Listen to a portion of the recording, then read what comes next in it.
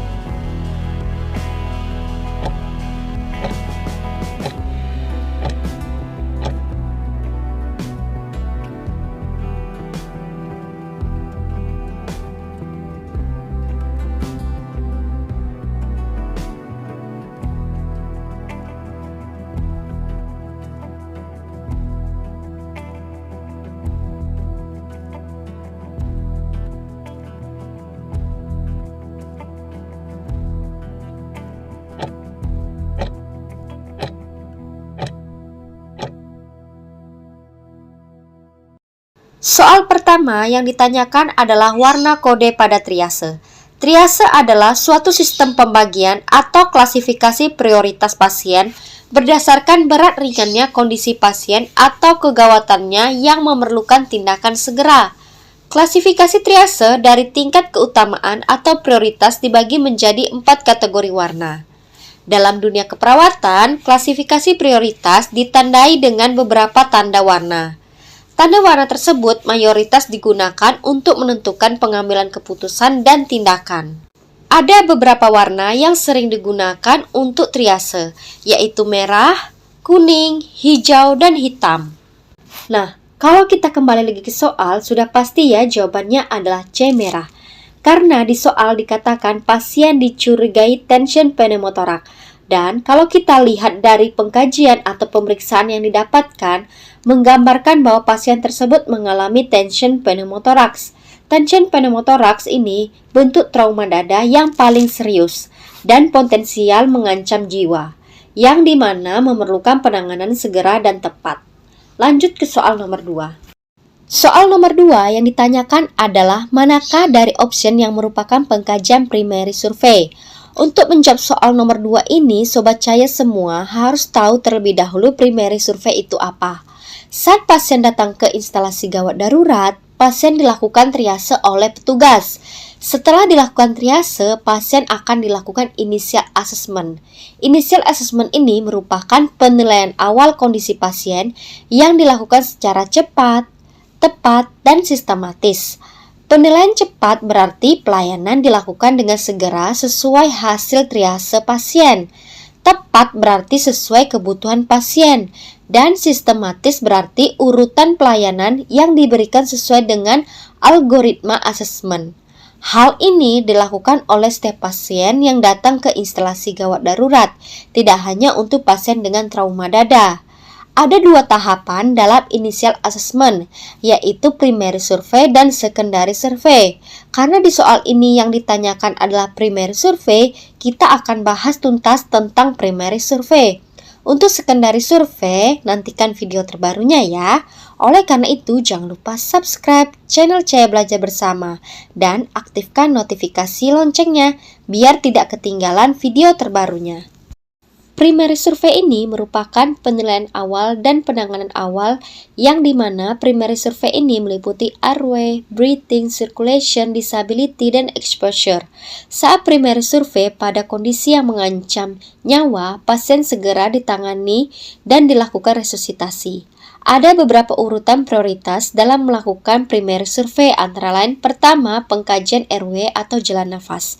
Hal yang harus diperhatikan dalam melakukan pengkajian airway antara lain, pertama, kaji kepatenan jalan nafas pasien. Apakah pasien dapat bernafas dengan bebas? Yang kedua, kaji adanya obstruksi jalan nafas seperti snoring, gargling, stridor, atau silent. Ketiga, kaji adanya bukti penyebab obstruksi jalan nafas, seperti adanya muntah, adanya darah, gigi yang lepas, gigi palsu, dan lidah yang jatuh ke belakang. Keempat, tindakan yang dilakukan untuk membuka jalan nafas, seperti crossfinger, Hattel chin lift maneuver, dan jaw thrust. Yang kedua, ada pengkajian breathing. Hal yang harus diperhatikan pada pengajian breathing ini antara lain, bukalah pelindung bagian depan dada pasien dengan memperhatikan hak pasien. Lanjut, lakukan inspeksi dengan melihat adanya kesimetrisan dinding dada, jejas, ataupun ictus cordis. Lakukan palpasi untuk penilaian kesimetrisan dinding dada, adanya nyeri tekan, dan tanda krepitasi jika pada pasien dengan mengalami fraktur iga. Yang keempat, lakukan perkusi dada untuk menilai kelainan paru dan jantung. Misalnya suara sonor, sonor ini suara perkusi normal paru.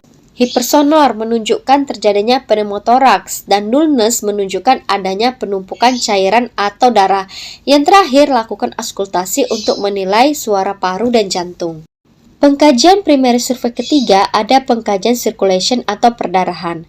Pengkajian ini dilakukan untuk menilai adanya perdarahan. Yang dilakukan pada pengkajian perdarahan ini dilakukan secara head to toe. Ada dua hal yang dilakukan pada pengkajian circulation ini, yaitu kontrol perdarahan dengan upaya menghentikan perdarahan dan resusitasi cairan sesuai dengan jumlah kehilangan darah. Apabila perdarahan lebih dari 1500 cc, maka diberikan cairan kristaloid dan transfusi darah. Tahap selanjutnya dari primary survey adalah pengkajian disability. Pengkajian ini dilakukan untuk menilai tingkat kesadaran, refleks pupil, dan kekuatan otot. Pengkajian terakhir dari primary survey adalah pengkajian exposure. Pengkajian ini dilakukan untuk menilai bagian belakang pasien yang tidak terlihat. Adakah kelainan bentuk tulang belakang, adakah trauma atau jejas, adanya luka, dan adakah nyeri pada saat palpasi area punggung pasien. Pengkajian ini juga dilakukan untuk mencegah terjadinya hipotermia. Ganti baju pasien bila basah atau berikan selimut yang hangat. Saat pengkajian dilakukan, miringkan pasien dengan teknik lock roll untuk mencegah terjadinya trauma pada servikal dan tulang belakang. Kita kembali lagi ke soal. Karena yang ditanyakan asesmen primary survey disability, berarti kita cari yang berhubungan dengan tingkat kesadaran, refleks pupil maupun kekuatan otot. Sudah pasti ya, jawabannya adalah GCS 10. Di mana dikatakan pasien mengalami penurunan kesadaran dengan GCS 10. Untuk menilai kesadaran pasien bisa menggunakan AVPU maupun GCS. Kalau kita tinjau opsinya satu persatu, option A tidak tepat ya, karena adanya suara gargling merupakan asesmen primary survey airway. Option B tidak tepat karena suara perkusi hipersonor merupakan asesmen primary survey breathing. Option C dan D tidak tepat karena capillary refill time, akral dingin, dan pucat merupakan asesmen primary survey circulation. Jadi ingat saja ya, asesmen primary survey itu ada 5, A, B, C, D, dan E. A itu untuk airway, B itu untuk breathing, C itu untuk circulation, D itu untuk disability, dan E itu untuk exposure. Lanjut ke soal nomor 3. Untuk soal ketiga ini yang ditanyakan adalah kondisi apa yang dialami oleh pasien. Apakah tamponade jantung, apakah tension pneumotorak, apakah failed chest, apakah hemotorak, atau apakah open pneumotorak. Jadi, option A sampai E ini merupakan jenis dari trauma toraks atau dada, yang dimana masing-masing option ini memiliki ciri khas atau tanda dan gejala yang berbeda. Kalau kita perhatikan paparan di kasus di mana pasien mengarah pada tension pneumotorak. Tension pneumotorak ini merupakan suatu kondisi di mana terjadinya udara masuk ke dalam rongga pleura, tetapi udara tersebut tidak dapat keluar sehingga menyebabkan penumpukan udara dalam rongga tersebut. Tanda tension pneumotorak ini seperti terjadinya trauma toraks atau dada, habis itu ada gangguan pernafasan, ada ekspansi hiper pada sisi yang terkena, bradikardi, hipoksia, takikardia, suara nafas menurun atau bahkan tidak ada, hipersonar pada perkusi yang terkena, deviasi trakea yang menjauh dari sisi yang terkena, distensi vena jugularis, dan hipotensi. Oleh karena itu, kondisi yang dialami laki-laki tersebut adalah B, tension pneumotorak. Kalau kita tinjau opsinya satu persatu, opsi A itu tamponade jantung tidak tepat karena tamponade jantung ini ketika terdapat penumpukan cairan atau darah pada ruang antar otot jantung dengan selaput pembungkus jantung atau perikardium yang ditandai pasien mengalami nyeri dada yang tajam dan menusuk. Nyeri dapat menjalar ke leher, bahu, punggung, ataupun perut. Option C, failed chest tidak tepat. Failed chest ini adanya fraktur pada dua atau lebih tulang rusuk yang berdekatan. Option D, hemotoraks tidak tepat juga karena hemotoraks ini adanya darah dalam rongga pleura. Dan option E, open pneumotorak juga tidak tepat karena kalau open pneumotorak terdapat luka terbuka di dada. Jadi ingat saja ya, kalau ada di soal dikatakan adanya trauma toraks atau dada, pasti kondisinya kelima option ini. Tapi kita lihat lagi tanda dan gejala yang timbul. Soal nomor 4 yang ditanyakan adalah tindakan yang tepat berdasarkan kasus. Kalau mengerjakan soal seperti ini, kita harus tahu terlebih dahulu masalah yang terjadi pada pasien itu apa.